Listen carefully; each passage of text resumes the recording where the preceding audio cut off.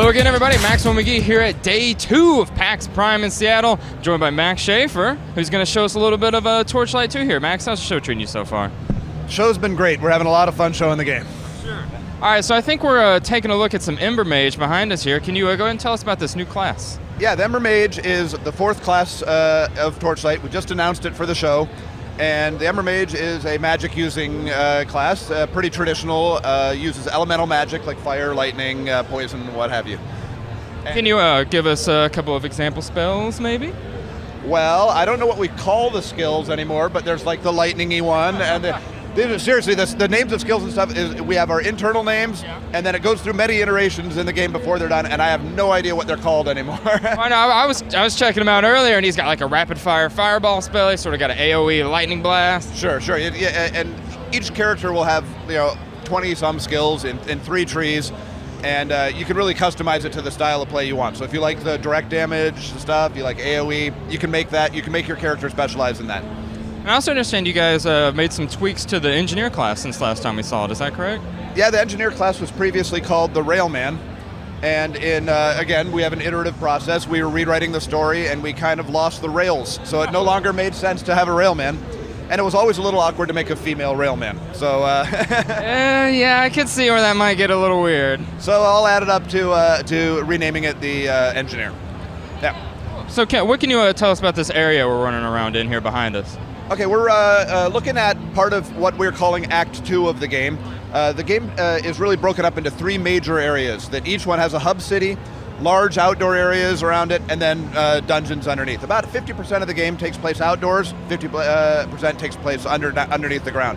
All of the outdoor areas, as well as the dungeons, are randomly generated each time, so there's a different placement of everything, monsters, loot, quests, everything. So it's different every time you play.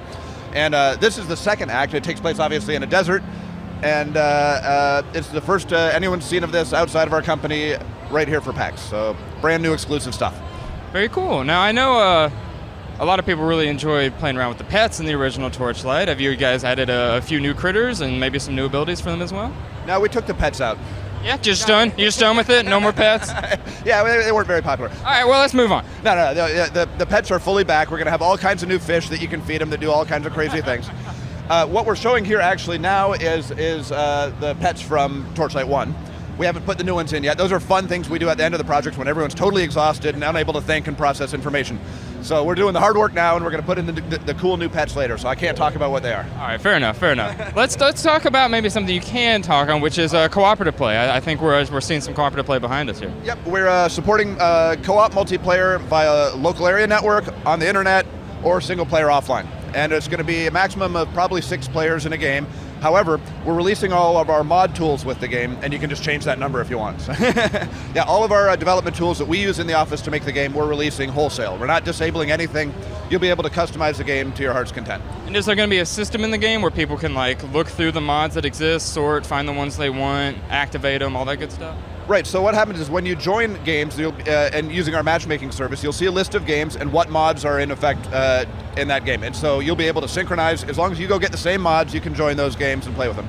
It's going to be very easy to install and uninstall mods. However, that all will take place on our fan sites because we don't want to be in the business of policing all the mods and making sure everything's cool. So, but we'll make it very, very easy to see what's in play and easy for you to install and uninstall mods. Was there anything else you'd like to add about Torchlight 2? Yes, the big thing that we also announced yesterday at the show was that it's $20 again. That's right. Yeah, cheap price. No excuse to not buy it. So we're sticking with $20. It worked for us in Torchlight 1, and we just want to give people an even more ridiculous value this time around. Well, when can people expect to get their hands on Torchlight? That's the $1 million question, right? It really is. We're looking at for sure this year. And as I've been telling people, I got a vacation booked for Thanksgiving, so I got to get it out before then. All right, well, we'll go ahead and let you get back to work here. Thank you so much for chatting with us. Great, thanks a lot. And you folks at home, be sure to check out GameSpot.com for all of our Torchlight 2 coverage.